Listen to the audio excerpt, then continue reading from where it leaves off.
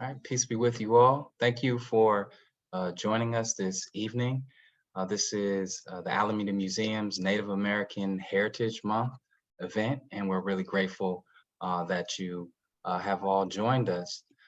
We invite you in the chat if you'd like to share where you are joining us from.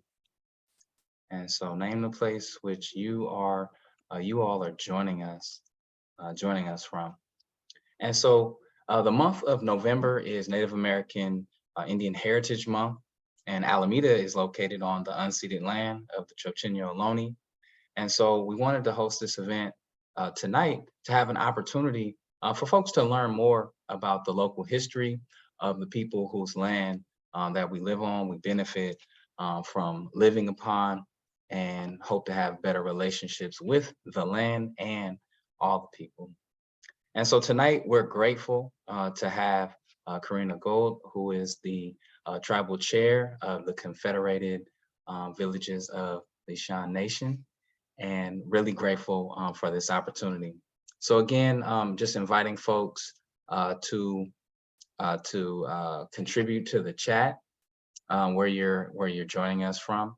And then a reminder, we'll have a presentation and you'll have an opportunity to ask questions after the presentation. So without any further ado, on behalf of the Alameda Museum Board, which I'm one of the members of, and the Events and Exhibitions Committee, please welcome Corrina Gould. Thank you. Thank you so much for inviting me to be here tonight. It's so wonderful to be here with all of you. I'm going to share a presentation because I don't like to be a talking head, but I will say Horshe Mur, Ka'at Lashanka, Ka'at Ra'at Corrina, Chochenyo, the very first language of this territory, was my great-grandfather, Jose Guzman, was one of the last speakers of the language. Our tribal language carrier, Deja Gould, is bringing that, reawakening that language again. Just to set us in place, I like to talk about the view in the background of mine. That is our mountain, Tuyushtak, the mountain that we are born to. That is our creation story, a place that we among other tribes were created from. This place, Tuyushtak, is now called Mount Diablo. It was changed from a place of creation to a place of the mountain, of the devil, once colonization happened here. I'm going to take you through some history of the Bay Area and some of the work that we've been doing as the Lisjan people, along with our allies and accomplices for the last almost 3 decades. And I'm going to share my screen. Maybe. There we go.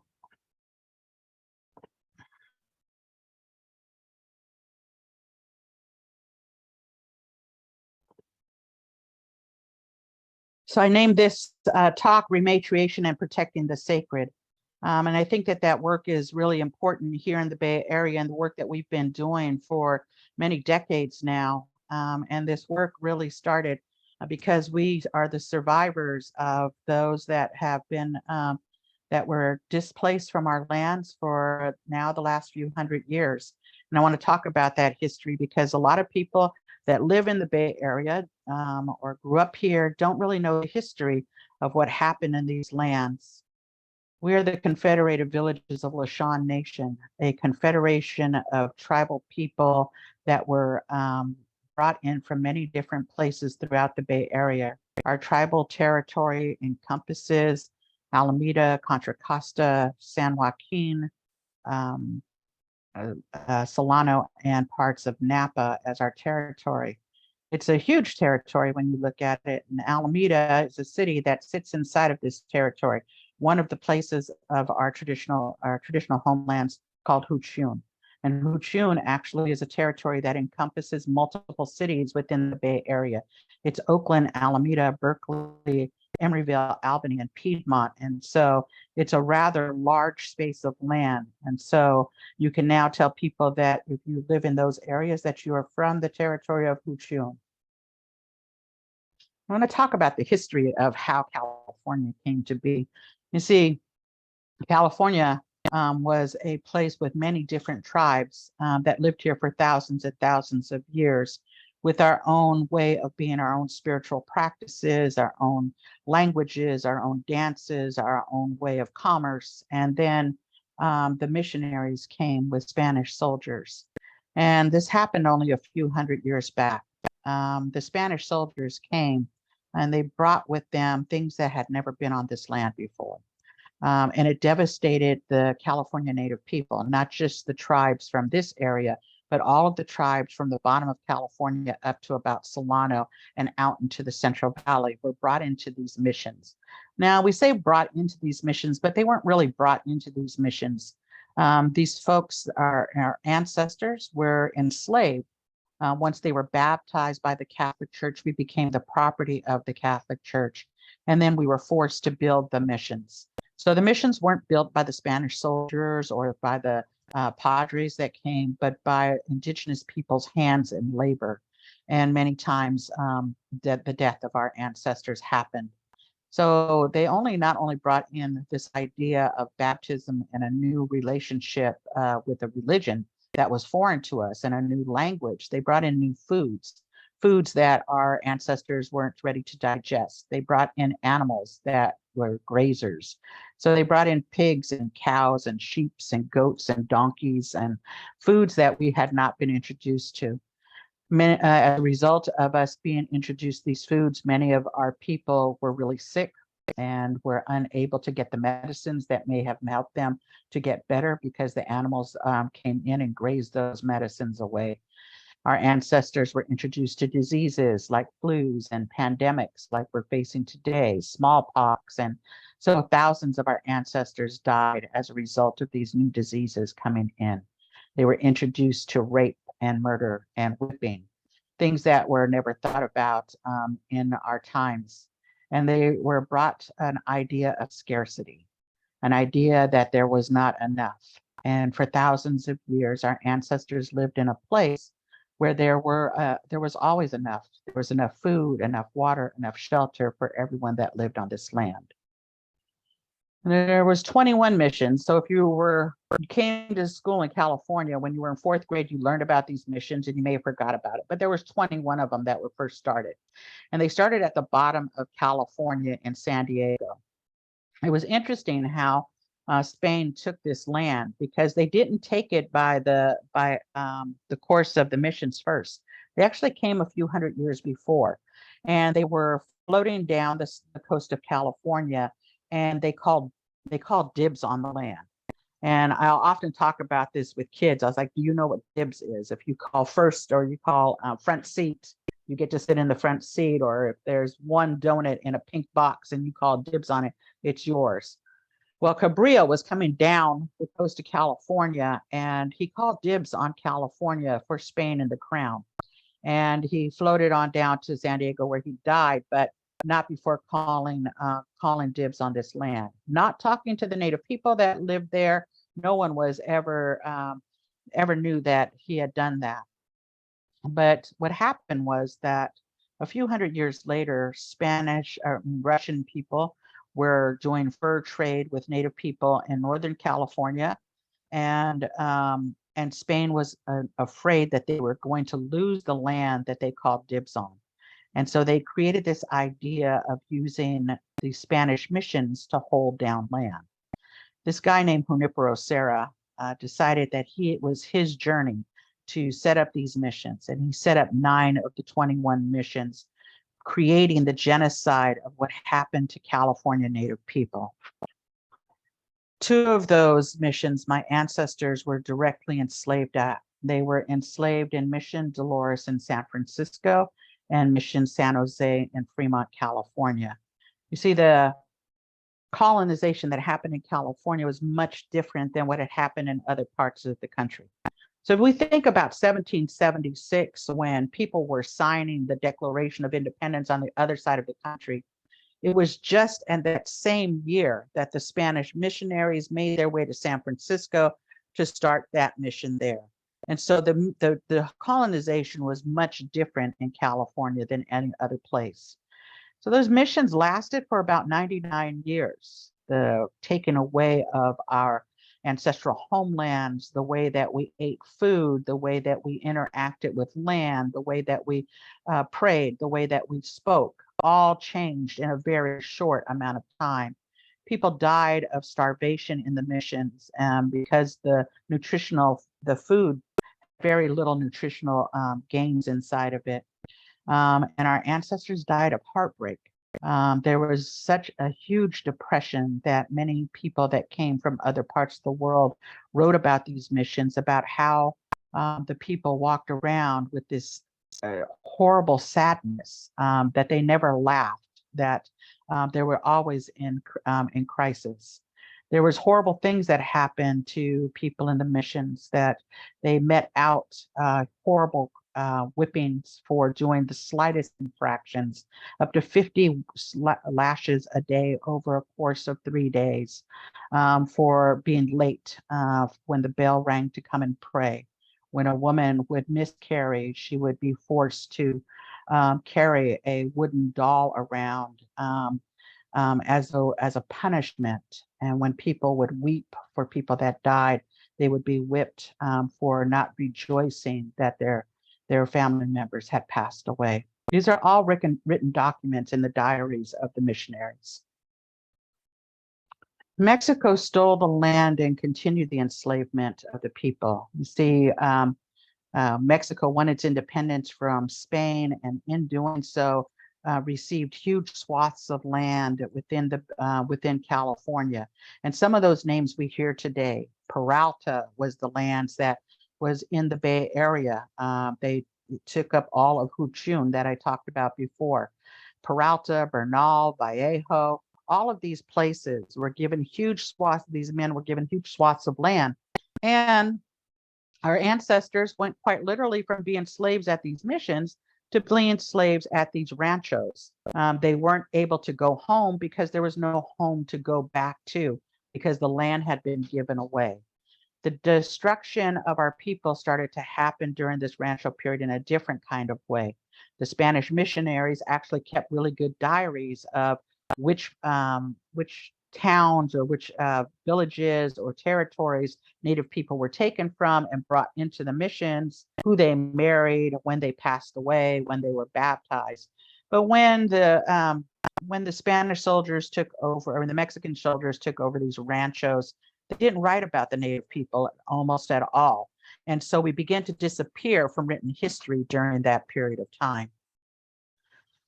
In 1848, Mexico and America had a war, and the land was stolen for a third time.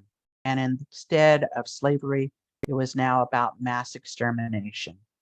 There was a treaty that was created after this war. It was called the Treaty of Guadalupe de Hidalgo. And that treaty said that Native California people were supposed to get some of their land back, but they indeed did not get land returned to them. The state of California created laws which made it illegal to be Indian. And these are some of the things that we don't learn about in history when you're going to school in California. You hear about our ancestors in 4th grade. You hear that we used to eat acorns, and we used to live in tule houses, and we had tule boats, and all of these things from the past, and never about us presently being here in our continuous journey in our own territories. And in 1848, when the law changed over and the United States received this land, it received the natives as well. But the next thing you hear in history is 5th grade history. You then hear from 4th grade about California natives, and then 5th grade, you hear about the gold rush. And all of these thousands of men coming to California looking for this substance that's inside of the land that our ancestors knew was there, but felt was not worth anything. Other people came here with this idea of gold and riches. And as they came here looking for these laws of California that made it illegal to be Indian actually helped many of these folks to make money. You see, California spent $1.4 million killing Native people legally. Not everyone coming to California could find gold, but they could get on their horses and go into villages and find Native people, and they could kill them and make a living doing that. $5 a head and 25 cents an ear. backed by federal dollars. They would not only do that, but they would take the children then and round them up and put them in a wagon and take them into towns and sell them off to ranchers and miners, $300 for a little girl, $180 for a little boy. They also created vagrancy laws, made it illegal for Native people to be vagrant, but it also made it illegal for Native people to speak against a white man in a court of law. So if a rancher or miner was looking for free labor, they could actually drag Native people in before a justice of the peace, and they could say that this was a vagrant person. And because there was no recourse for the Native person, the justice of peace would give those Native people to the white rancher or miner for up to 40 years, so long as they could feed and clothe them. And although the state of California was created as a free state, California Native people were the first slaves in this state over and over again. When we talk about the desecration of the sacred, we talk about how colonization first takes people away from their sacredness. They take away their way of their spirituality. They take away their rights as human beings. They change their entire livelihoods. The desecration of the sacred, as Dr. Fuifuilupe Numatolo says, is as she talks about, at the root of colonization is a radicalized violence termed as white terror that aim to produce colonial systems of kinships and social relationalities by surveilling colonial institutions of gender, sexualities, and families.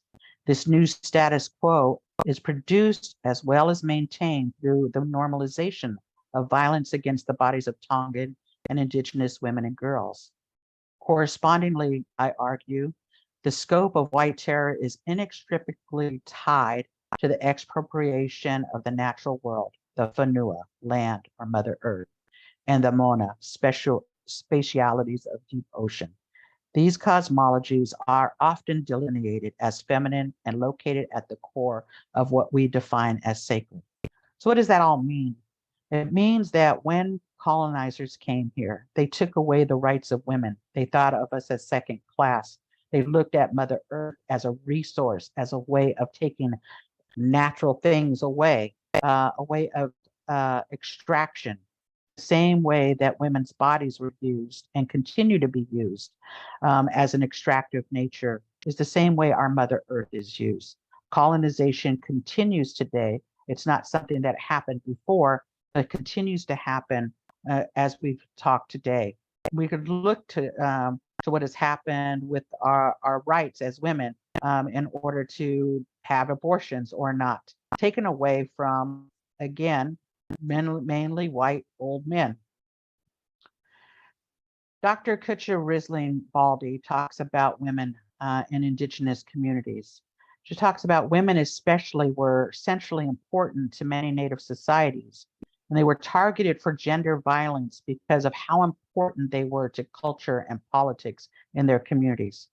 Furthermore, attempts to subvert the roles and place of Native women were built into settler colonial policies because Native women, who at one time exercised autonomy in Native societies, represented a threat to the settler colonial state and settler colonial societal organization. Therefore, it's not a coincidence that the first journal entry of the revered Catholic spiritual leader and founder of the mission system in California, Junipero Serra, marks the Spanish conquest of California by recording the Spanish soldiers' deployment of rape and sexual violence on the body of a young Native woman.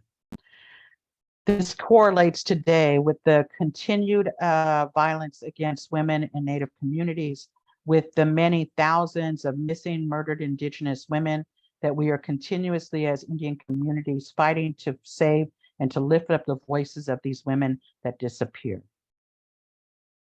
All of this happened, the colonization of our lands happened because of this law that was created, this law called the Doctrine of Discovery.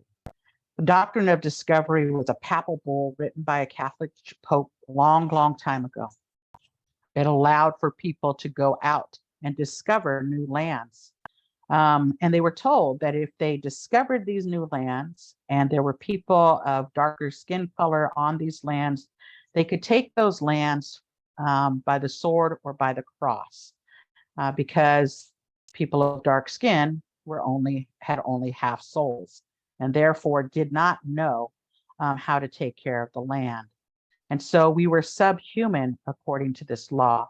It allowed for African people to be enslaved and people from other places to be enslaved as well as California. But the doctrine of discovery isn't something that's old and is thrown away and not used. In 2005, the doctrine of discovery was used against Native people. The doctrine has been cited in the U.S. Supreme Court in City of Sherrill versus Oneida Nation in New York. Writing for the majority, Ruth Bader Ginsburg, who did a bunch of wonderful things, but this time she got it wrong. She stated in this ruling, under the doctrine of discovery, fee title, ownership to the lands occupied by Indians when the colonists arrived became vested in the sovereign. First, the discovering European nation, and later the original states of the United States. Therefore, taking away the rights of the United Nation to have land and waters returned to them, using the doctrine of discovery, again, saying that Native people didn't know what to do with lands in which they held. So where are we at today? Let's take a deep breath together, because that's a lot of information. And sometimes this is information that some of you've heard before and still get angry about, and some of you had just learned about it and can't believe maybe that this is actual history that happened in this country. But there's some work that we've been doing for decades now, and this work is around bringing back the sacred in this place that we call the Bay Area in our homelands. You see, some of these places still exist here and may not be visible to the naked eye. In 1909, there was a man named Nels Nelson, and he created a map of shell heaps or shell mounds.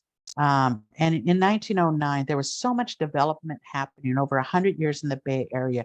He knew that these precious sites were going to be destroyed.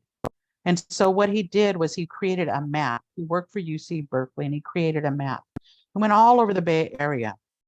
And in these little tiny lines on this map are 425 shell mounds that ring the Bay Area, monuments to our ancestors, places of our villages, places that we created burial sites.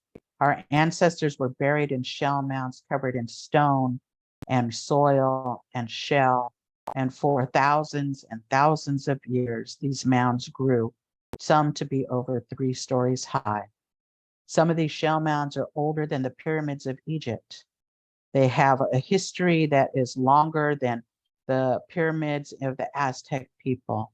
They are some of the oldest places in the world. Because of this work in the Bay Area, we started to remind people that we were still here. When I grew up and went to school in 4th grade in Oakland, we were taught about that we weren't here.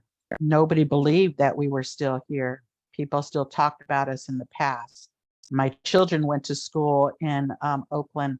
One of their teachers tried to get them to build a mission. And I had to write a letter to the teacher saying that my children would not build a mission, that they could build instead a village site of our ancestors, that our ancestors had died as a result of the missions, and that we would not do that. But we decided that because of these places in the Bay Area that no one knew about, no one gets taught about shell mounds, that we had to give a voice to them. And working with allies and accomplices, we did just that. We created walks to these shell mounds. We walked all the way from Vallejo down to San Jose and up to San Francisco, almost a 300-mile walk.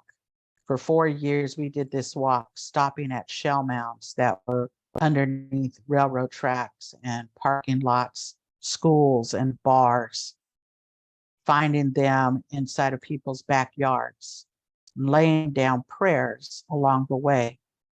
We were invited to, people were invited to come and walk with us. And so we had people from all walks of life. We had people from the Cape Verde Islands and from Japan and Australia. We had people from all over this country that came and walked with us and laid down these prayers, asking our ancestors to remember us as we were remembering them.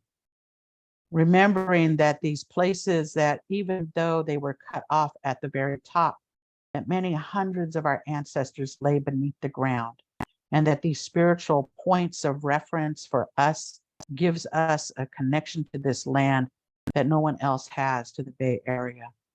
These are places that our ancestors had been laid to rest. We prayed also for our ancestors to come home. UC Berkeley and many of the institutions around the Bay Area have made it a niche in archaeology to destroy our sacred sites and burial places. 9,000 of our ancestral remains are in UC Berkeley in boxes and shelves. And we've been praying for them to come home, asking people to walk with us to these sacred places throughout the cities and throughout our waterways, remembering those ancestors and every step of prayer. And we ended up on the day after Thanksgiving at the Emeryville Shell Mound. The Emeryville Shell Mound was the largest of the 425 shell mounds. It had all kinds of things that were built on top of it. This shell mound was saved for a long time because there was a dance pavilion that was put on the very top of it. And before Prohibition, there was a shooting range there, and people would picnic there. There was a park called Shell Mound Park, and people from San Francisco would take the ferry across and catch the train to Shell Mound Park and enjoy the day there. Prohibition happened, and the dance pavilion where people were doing the Irish jig and the polka on top of our ancestors was taken down. And UC Berkeley caught up with that and decided to take down the shell mound. Piece by piece, it came down. Hundreds and hundreds of our ancestral remains were taken away. Many of them were taken and used as pavement for the streets of Emeryville. So quite literally, you can be walking on our ancestral remains. This didn't just happen in Emeryville. It happened in Berkeley. It happened in Alameda. It happened wherever our shell mounds were. So our ancestors' remains are underneath the pavements that we walk on every day. In about 1999, there was this vast amount of money that came into the Bay Area. This money that came from techies, right? This a new industry. Something was created. It was called the internet. It allows us to see each other and to be on Zoom, to talk to each other today. It allows us to send emails out and to do all kinds of amazing things.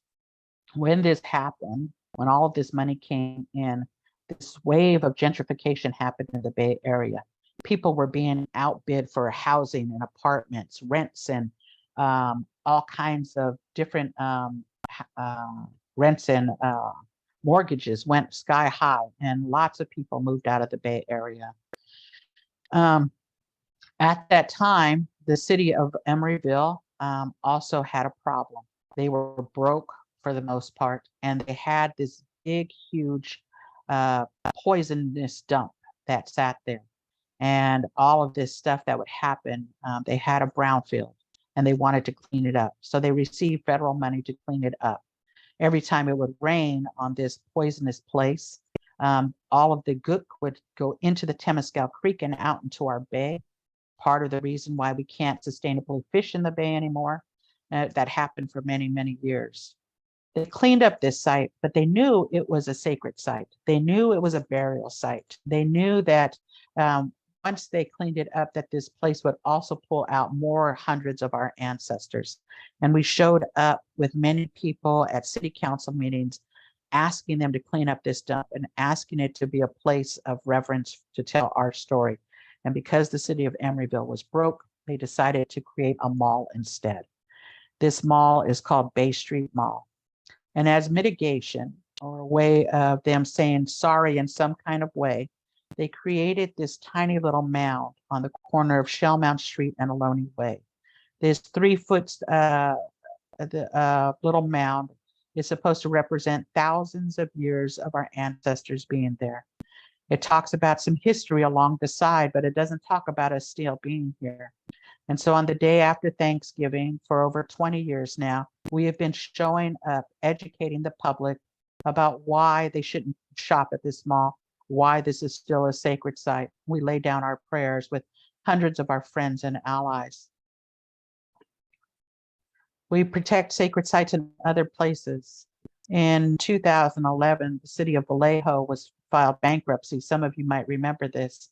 And in filing bankruptcy, they decided that they were going to give the park district $30,000 worth of permits for free to destroy this site along the Carquinez Strait. The last 15 acres of open space that had 2 of our shell mounts on it. They wanted to grade it and put barbecue pits in and overhead lighting. They wanted to do all of these things.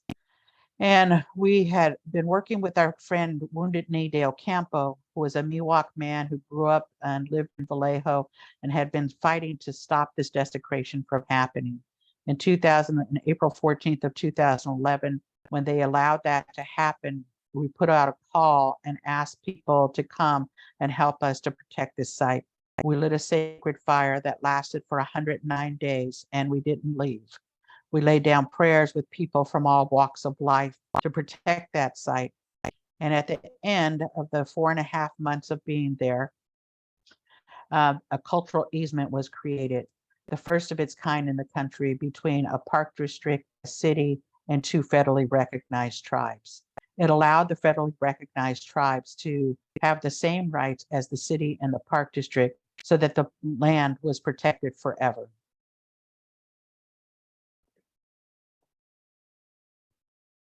So let's talk a little bit about the West Berkeley Shell Mound.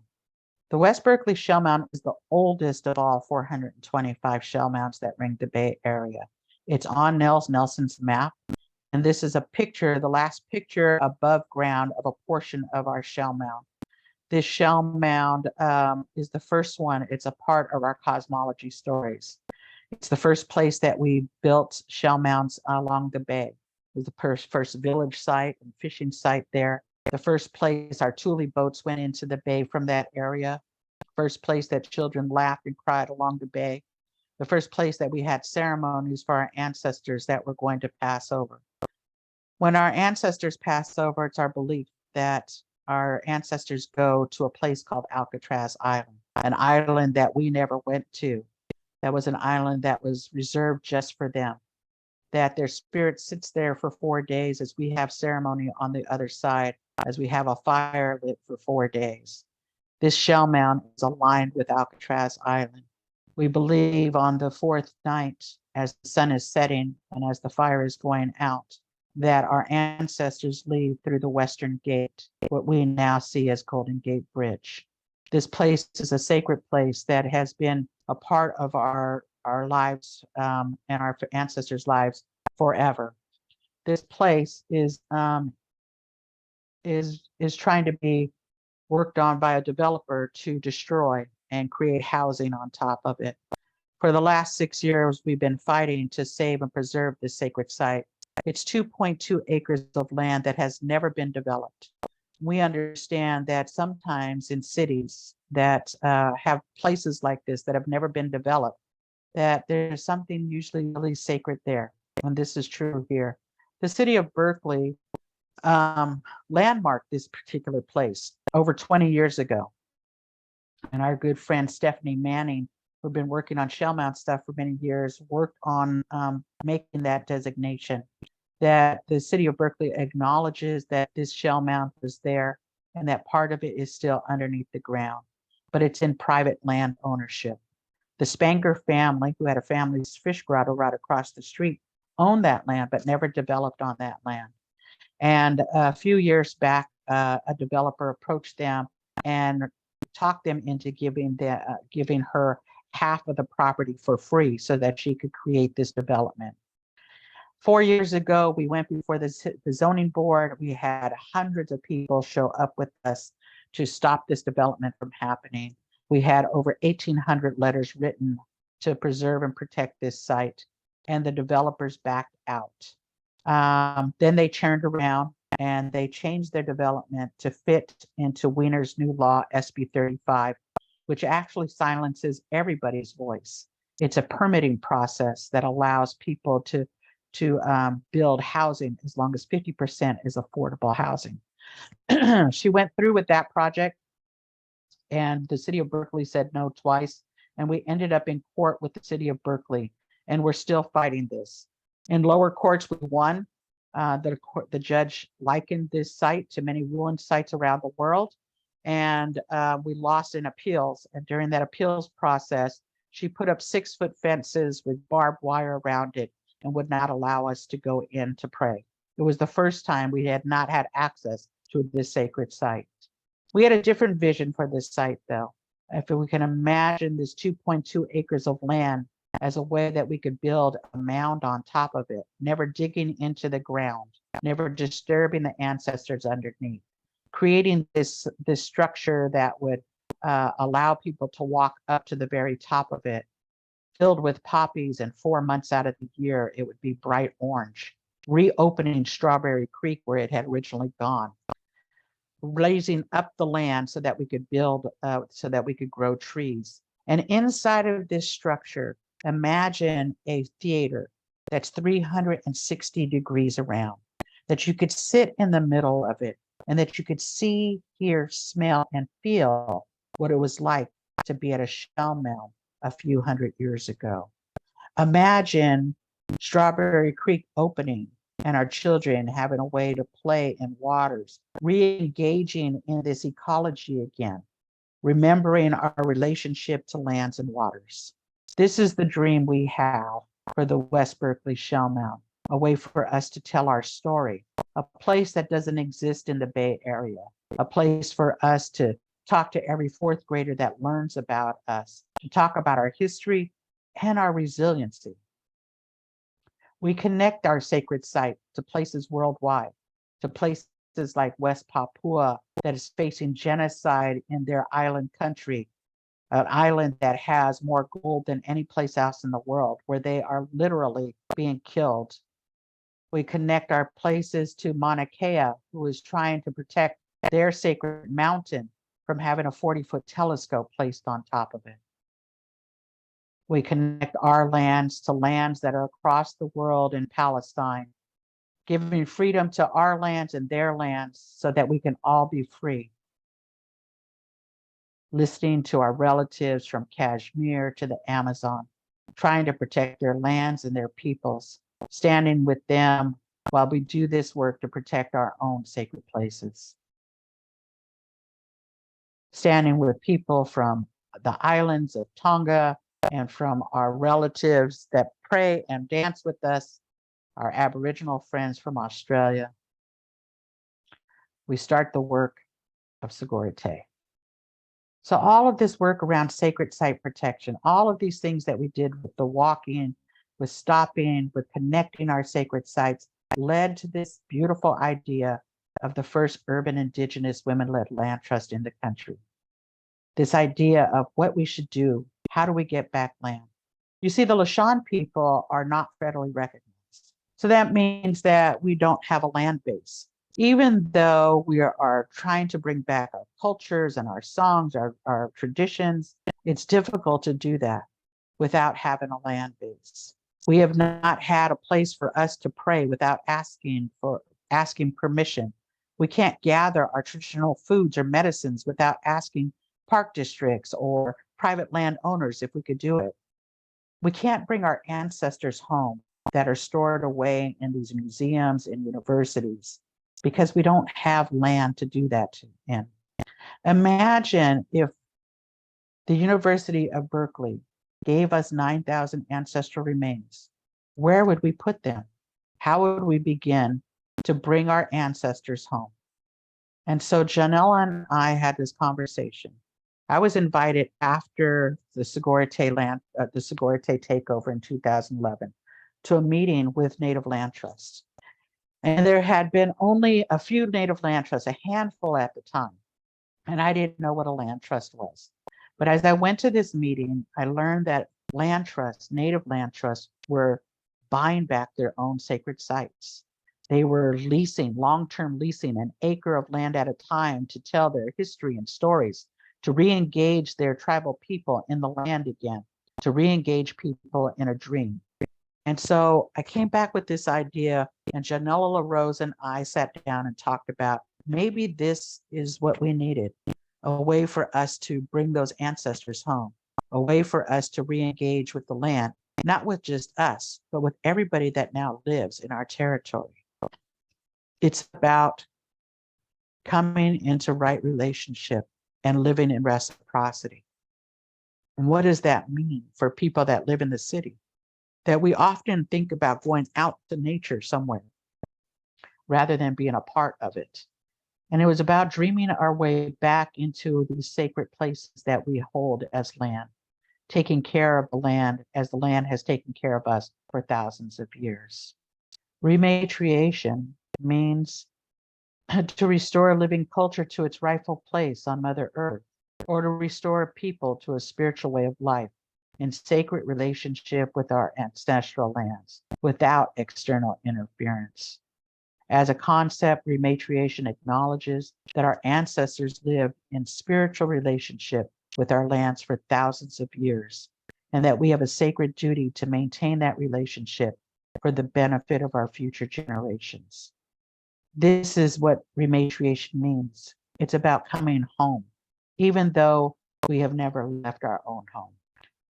I've lived here my entire life, but it was through this idea of rematriation that my grandchildren have the rootedness in this land in a different way than even my children did. We are focusing on women's leadership. Just like Kutcher Risley Balding said, is that when colonization happened, it took away our rights as women to be leaders. It took away our rights to determine when our ceremonies happened and when it was time to gather foods and medicines. It took away our rights to determine where we would live. It took away the rights of who we would marry. It took away all of these things as Indigenous women's leadership. And now we're turning that back around. As Indigenous women today, working on sacred site protection, the protection of our salmon and waterways, the protection of our great places and our grandchildren. We talked about how rematriation looks in our world. And it really is about bringing this balance back into the world, a balance that we're missing. When I talked earlier today about the colonization and how that correlation of violence happened between the land and happened to women at the same time, and we need to bring this balance back into this world. As mothers, as grandmothers, as aunties, how do we be those teachers again? How do we bring our men back into their sacred relationships as well? How do we do that work together? Rematriation is about doing all of that. This is the first piece of land that was returned to us. Not the entire thing that you see there, but that little circle of people that are standing on that 1/4 acre of land. This land is in deep East Oakland. It's on a piece of land owned by Planting Justice. Planting Justice is a nonprofit organization that has an organic nursery that works with formerly incarcerated men and women and people that have recently migrated. It's in this place that that's kind of amazing. We didn't know the young people that was running Planting Justice. In 2016, they reached out to us through a friend, Diane Williams, who's an Athabascan elder, and said that they wanted to reach out to Native people. They wanted to give back some land. And Diane said, you need to talk to Corrina and Janella. Our ideas of formulating this nonprofit of Segorite Land Trust was happening, but we didn't have an office yet. We were still working out of our homes. We were trying to figure out how to build it. And then they sat down one summer, that summer of 2016, and said they wanted to give us back this land. And this is an interesting piece of land because you can't see it in this picture, but you can see the cement on your right-hand side. Right below that is a culverted creek of Lisjan, the waterway that we're named to. And in the background is the 880 freeway by 98th Avenue. And that land was built over on marshlands, lands that had been filled up. About a block or so away from here, where the freeway goes over is one of our shell mounds. And this place is probably a place that our ancestors either lived on or lived very close to for thousands of years. I believe our ancestors work in crazy ways that allow us to see these miracles in our lifetimes. We said yes to Gavin and Ohlone, but we had a couple of conditions. We said yes, that we would take this land if we could create relationships with them, because we didn't know who they were. If we could create relationships to the men and women that were taking care of that land. And we started to clean that land up, to take out all kinds of trash that was there, including transmissions. And we started to build up kugels that we planted California natives there. And we started to dream together what this could be. And we invited people to come and to celebrate with us and to lay down prayers at this first fire that we had at what we now call Lisjan. We invited them to come and to pray with us about what to do with this land and how to bring community together, people from all walks of life. And my thing wants to freeze.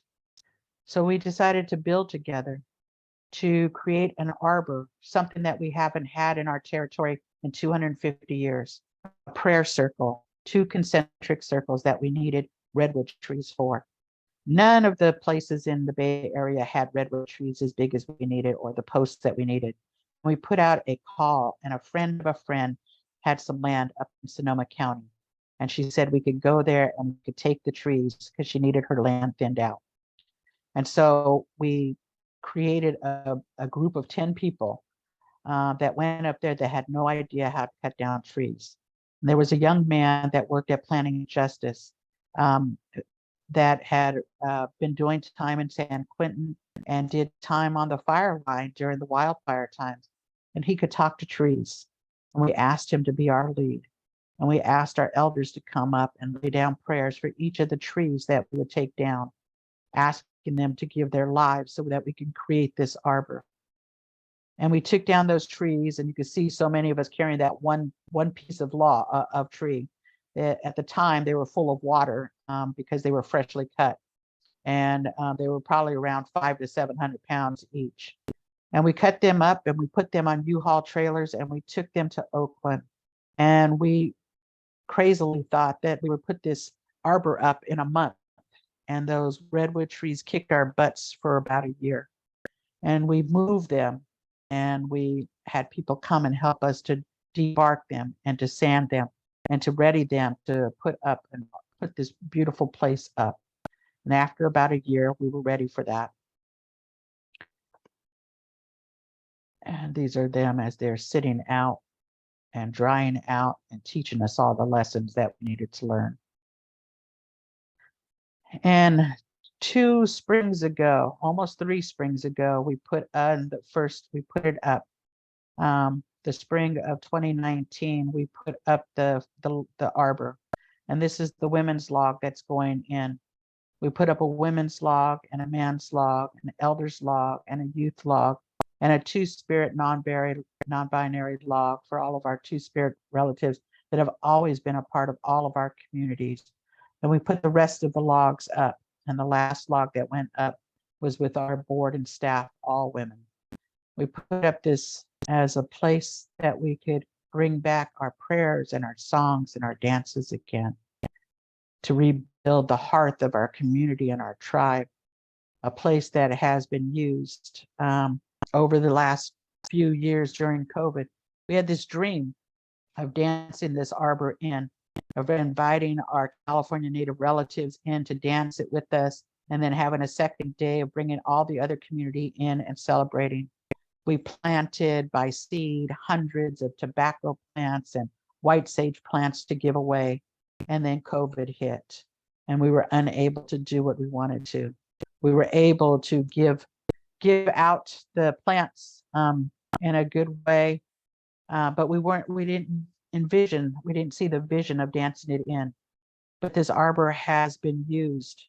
It has been used for celebrations and for deaths.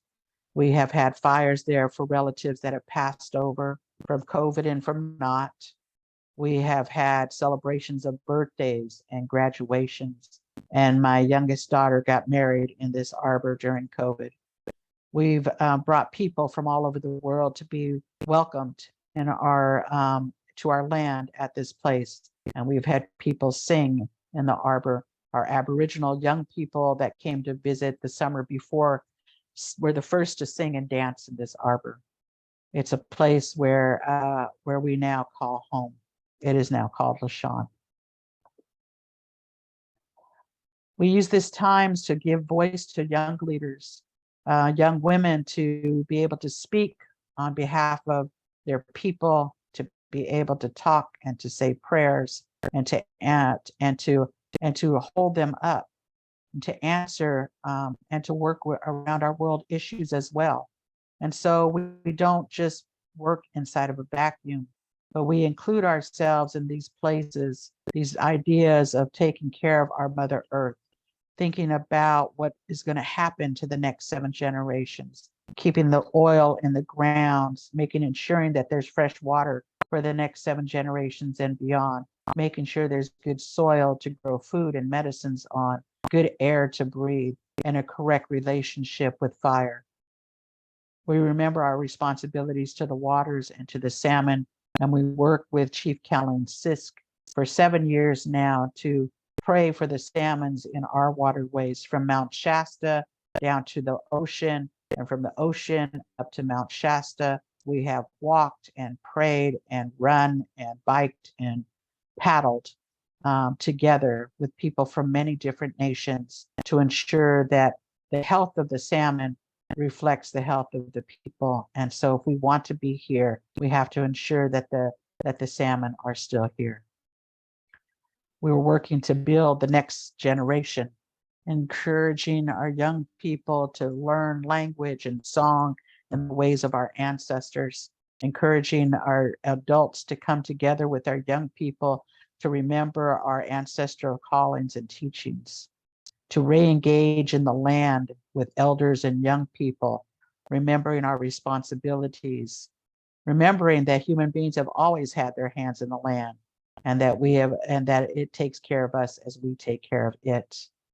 Working with other young people to figure out how to grow food and how to distribute it during COVID times to our elders and those that are immunosuppressed and those that are working on the front lines. And working with cities to create places that are recognized space. The city of Richmond worked with us and a beautiful artist to create boulders in this park we now call Oakway Park. The city of Richmond worked with us to not only create this beautiful park that has these beautiful boulders that talk about us as a people still being here, but allows for us to grow plants, California native plants that we help to take care of and have access to harvest because we don't have places to harvest foods and medicines from anymore. And so it's a collaboration between the city and the Confederated Villages of Lisjan and Segorite Land Trust to do this beautiful work. Our tribal people and our Segorite Land Trust people go up there twice a month to caretake this land. We worked with the City of Alameda during COVID, and we changed the park name from Andrew Jackson Park to Chochenyo Park, a way for celebrating that we are still here, a way of remembering the First Nation people and the language of the people that are still here, working in collaboration with the Park District and continuing that collaboration, that it's not just one time, but it's a time that we continue to do works with parks, with looking at different lands that we could help to take care of, having ideas about what else we could do with the city to move forward with this beautiful relationship. We also worked with the city of Berkeley and the city of Albany. The city of Berkeley was the first to change their signage going in the city of Berkeley that says City of Berkeley, Ohlone Territory. They also put a mural on their street that says Ohlone Territory near City Hall. The city of Albany followed suit, changed their signage, and raised our flag over the city last October, and it's there all year long. So we're working with cities to bring back knowledge that we are still here, so we're doing that important work. And most recently, we've worked with the City of Oakland to have the first land return with this dream of this basket-like structure in a place called Sequoia Point in the Oakland Hills in Joaquin Miller Park. This 5 acres of land will give us the ability to not only re-engage in the land, but to re-engage everybody that lives in the Bay Area, to imagine the hills as a place of growth, of a place of bringing back the plants that should be there, a way for us to begin to look at it as an incubator of how to take care of land that we could pass on throughout the rest of the park so that it would become less fire dangerous, that it will have more health in the soil, that we could bring more the better ecology there. This basket is a dream. It's not something that we have. It's a dream that we hope that many people will have with us. It's a place that represents our baskets. A few years ago, my daughter and an elder and a cousin and my grandson had to go all the way back to the British Museum to see our baskets, to hold them in our hands, to sing to them. You see, there are none of our baskets here in the States. We had to travel all the way to the other side of the world to see them. But this basket, bringing her home in this kind of a way, will show us that, will give us that protection, will hold us together, all of us that live in the Bay Area. Just look out on this view of the Bay to imagine a better place, another world for all of us. We have our 2 elders that are still living in their 80s that grew up here in the Bay Area, have never left. We stand together as a small tribe. This is a very small picture of us. There's about 200 or 200 plus people in our tribe. But this was a picture that we took right before COVID. I just want to say that we've never left our homelands, that we're still here, that even though people think of us as the past, we look forward to creating relationships with people that now live in our lands. We believe that it's our responsibility to live in reciprocity with the lands and waters. And we want to be good hosts and good hosts in our land, in our homelands. But we need good guests. And good guests means a lot of things. But it means a couple of other things. Like we are as adults teach our young people how to be good guests at their grandma's house, at their cousin's or at their best friend's house. We as adults teach them how to have good manners. What do you do when you go there? And all these little kids know because we've taught them. You ask permission. You don't touch things that aren't yours. You say thank you and please. And as adults, we forget that we're in someone else's home. We want to be good hosts. We want to work alongside of allies and accomplices and people that now call the Bay Area their home. But we need good guests. We need all of us to put our hands in the land to ensure that our children's children's children have everything that they need, a better future with good water and good soil and good air. That as we rematriate this land, we do it for the next 7 generations beyond us. That this work is something that is beyond Segurite. It's a work that means that all of us in this world have to do it together.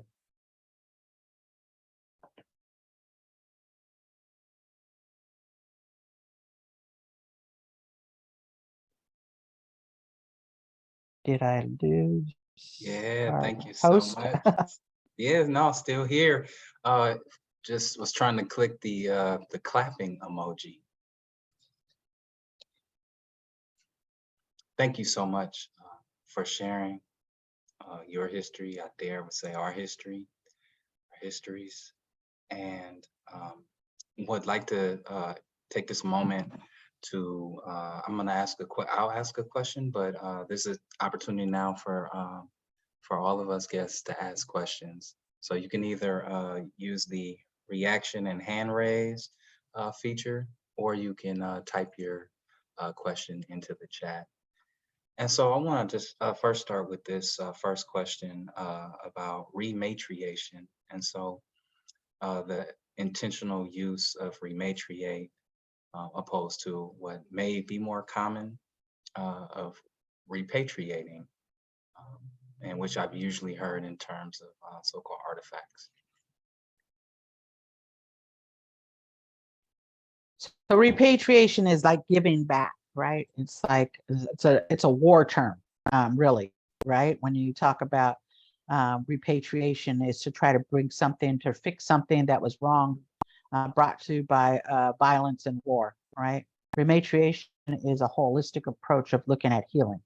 So it's a way of bringing back people. In order to go forward, we have to go back. I often look at the Bay Area and think about all of the creeks in the Bay Area.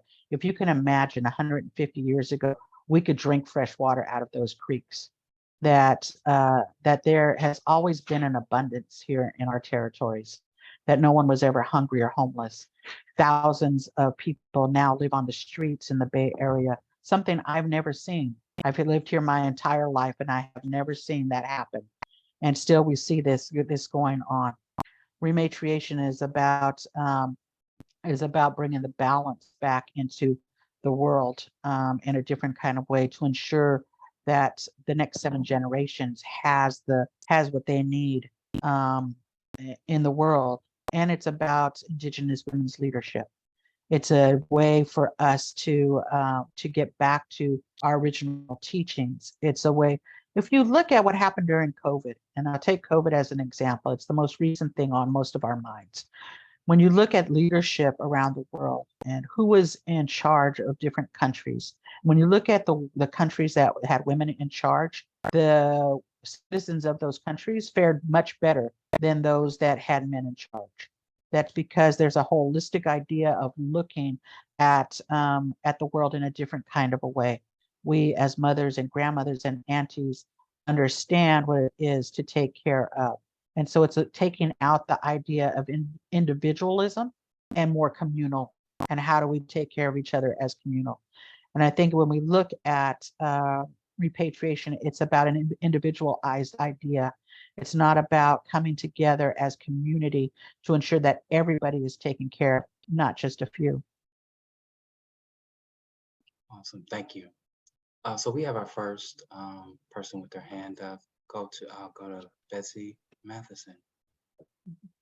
Thank you, Rashid, and thank you, Corrina. This is so inspiring. I've been learning bits and pieces of this for the last couple of years. I've taken a lot of notes. I'm looking forward to looking at the recording a couple more times and sharing it with my husband and children and friends. And I've been wondering for several months about the teaching of the history of missions in 4th grade and the project of building mission models. And I'm glad to hear how you handled that. But I wonder what the current curriculum is in California schools and whether 4th grade mission projects are still happening. And I hope, and whether they're, I hope, accompanied by better education of the history around the missions. Thank you. Thank you so much for that question. So the mission history is still being taught. It really depends. Catholic churches still teach the missions in the same way that they have always taught them. There's Catholic schools all over California. And I'll tell you what, there are a lot of young teachers that are looking for alternatives to the old mission teachings and curriculum. And so they will reach out to us and ask us for a different curriculum. East Bay Regional Park District created a curriculum for 3rd and 4th graders, specifically around this area, Bay Miwok and Delta Yokuts folks. And so it's really good to point them towards that kind of curriculum. And I will tell you that it's some of the older teachers that are still romanticizing this idea of missionization and remembering their projects when they were kids and still wanting to do that and are fighting against hearing the truth. I think also adults are afraid to talk to children about the true history. And I think we need to get away from that. When I taught in the Ohlone Museum for over 6 years, I talked to thousands of 4th grade students. And I always talked about slavery, and they totally got it, because at that age, they have a real knowledge of justice and what is right and what is wrong. And so they got it. It was the parents and the teachers that were sitting in the back that were squirming, but it wasn't the kids. The kids absolutely got it. They understood it, and it was not a big deal that they understood that it was wrong, and they understood how to go forward from there and try to fix it. I think that, we need everybody to push the state of California to absolutely refuse to have that done. San Francisco school district is not teaching that curriculum anymore, and I'm hoping that many, many more cities will take that up as well. Yeah, thank you so much for that question, and for sharing all of the work you're doing. I think as a follow-up to the question about learning, I'm curious how folks can learn about not only the history of the land, your people, but also not getting into practices of appropriation. That's a big question these days, especially in academic settings. There's a lot of people that are talking about this idea of taking up spaces when you're not Native. And I think that that's a good thing. We have a lot of Native scholars now, a lot of young people that are Native scholars that are doing really good work. I would suggest finding and asking the libraries to look at some of these newer scholars and to access their books. On the Segorite Land Trust website, we have a resource of different books and different things that you could look at to find to find other ways of getting information. A lot of things that people read are outdated and are sometimes skewed from a non-Native perspective. And it's really good to hear Native voices speaking to their own histories and knowledges. The state of California is now doing a truth and healing circle that is trying to get histories taught, heard from a first person's view and a tribal view, and then trying to do something from that. And those things you could follow on the California state of California. You could look up truth and healing and find out more about those kinds of things. I hope that answered your question. Yes. So we have another question, and pardon me if I do not pronounce your name correctly. Please let us know. I believe Tawia. Hello, Corrina. Hi, Tuya. This was about the last lady's question about if missions were still being taught in school, and we live in Dunlap, California, about 45 miles up in the foothills of California near Kings Canyon and Sequoia National Park. And my son used to go to Dunlap Elementary School, and it is being still taught here at the school. We live on our tribal homelands. And when he was in the fifth grade, fourth grade, one of his projects was to build a mission.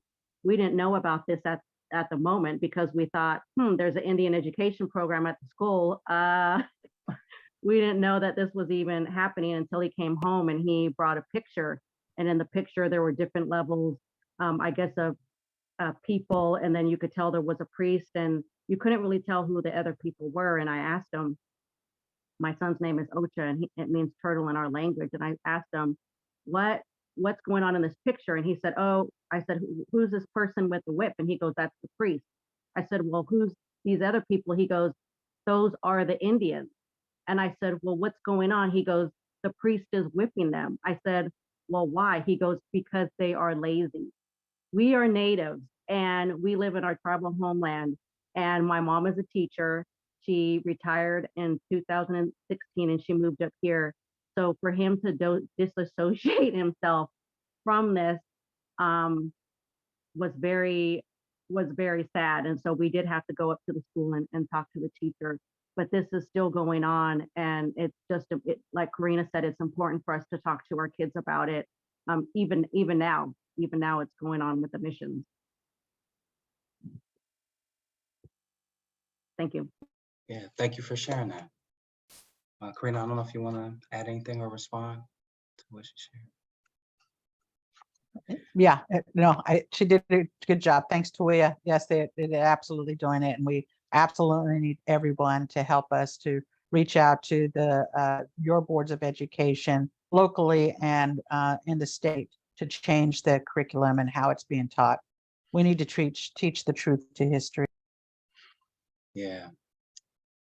So on that thread, you mentioned some of the different ways that you all have been working with, cities and different these jurisdictions to use land and I'll say so-called public spaces, also curriculum. I'm curious about some of the engagements with museums, because that's also a site that's seen as, an authority around history. Yeah. As many local museums that we have in the Bay Area, we haven't had that much interaction with them. They haven't reached out as much as you would think. Because of the Native American Graves and Repatriation Act, they have to, there's a law that happened, and all of the different institutions that are holding ancestral remains or funerary items have to contact the tribes to create a plan on how they're going to return them to the tribes.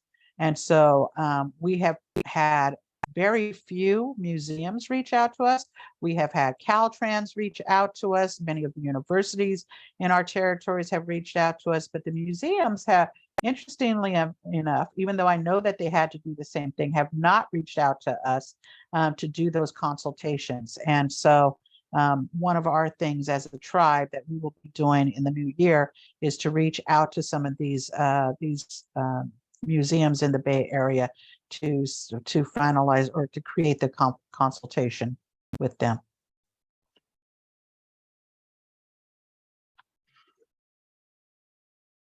Thank you.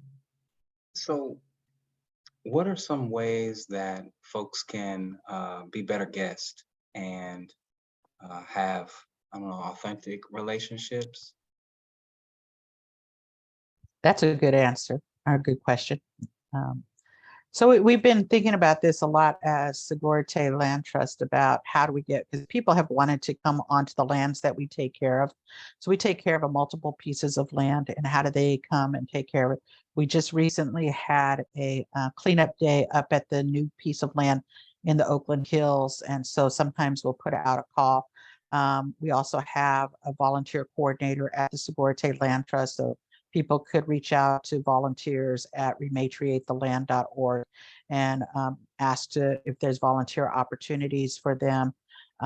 We're actually having a returns exhibit this weekend, and we're asking people that live in the Bay Area that maybe you are hoarding something in your attic, or maybe one of your relatives had something that looks like a native basket or mortar and pestle or something that you might call an artifact that we may call a funerary item, to return those things and to create a relationship of returning, to rematriate those items back to the tribe.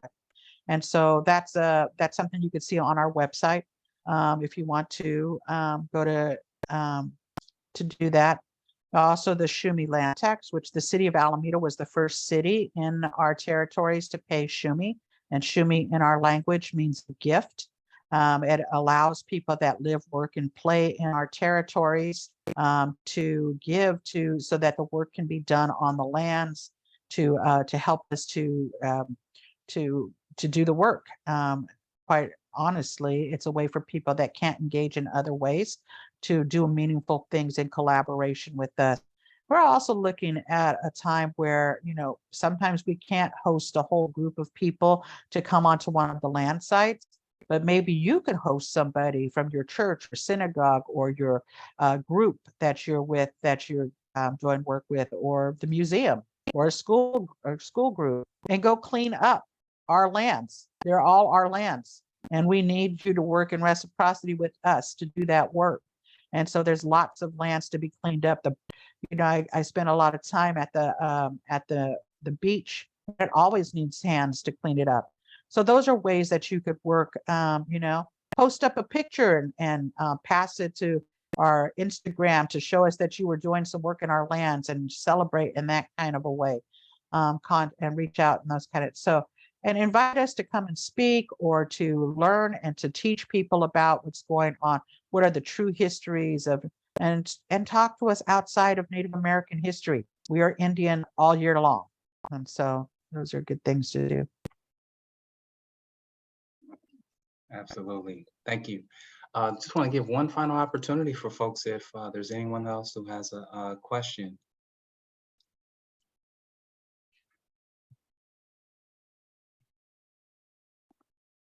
All right, so we have our final question from Abby.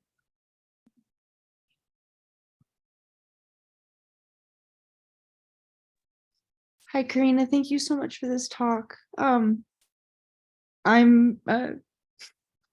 reconnecting Washoe and Cherokee, and I recently read Choctaw Women in a Chaotic World, and it focused specifically on the ways that women are removed from society. And everything you said today just brought up so much of what I was, so much of what I've been learning and kind of piecing back together of our roles in society. And I don't have a question. I just want to say thank you. Thank you. Thank you. Good luck on your journey. Thank you, Abby. And just want to thank you, Corrina, for sharing your history. It's so much that we were mistaught. I do remember my 4th grade lessons about ideas around civilizing folks, and these are histories that are not being correctly told. And so I appreciate you teaching truth. Thank you. Thank you. And I almost forgot, the Alameda Museum actually did reach out to us. They were one of the first people to read, one of the first museums. And so just want to thank the Alameda Museum. We look forward to continuing collaboration to try to figure out how do we do this work together to return items that no longer need to be there. How do we continue to do education to the public? How do we continue to do that for everybody? And so I just want to thank everyone for spending time with us tonight. For working with us to remember and to create the healing that we need so that we could all move forward as human beings, being human beings. So thank you so much. Seeing all of these reactions and loves, and I don't even know how they put the twinkle emojis in the chat. Twinkles, let's go. Just again, want to thank you on behalf of the Alameda Museum. I just want to share that this series, this virtual speaker series, has been monthly, People's History of Alameda, and the intention is to tell some histories that are not as commonly shared. And so I appreciate you for sharing. And just want to remind folks, if you want to learn more about the Confederated villages, you can go to villagesoflisjan.org. And again, thank you to our speaker for sharing so much wisdom and history with us. And the final event of the year will be in a couple weeks. It'll be December 5th, and it will be it's titled From Hate to Love and Beyond. And so it'll be a conversation about place names in Alameda with Dennis Evanosky, who's the editor of the Alameda Post, former Alameda Museum president, and myself. And so we'll talk about some of the place names in Alameda and how that gives a window to history, but also some of the recent renaming efforts and some of those conversations. So appreciate you all for coming and being present, and reminding folks, if you're not a member of the museum, go to alamedamuseum.org and join. So thank you all and have a blessed night. Peace.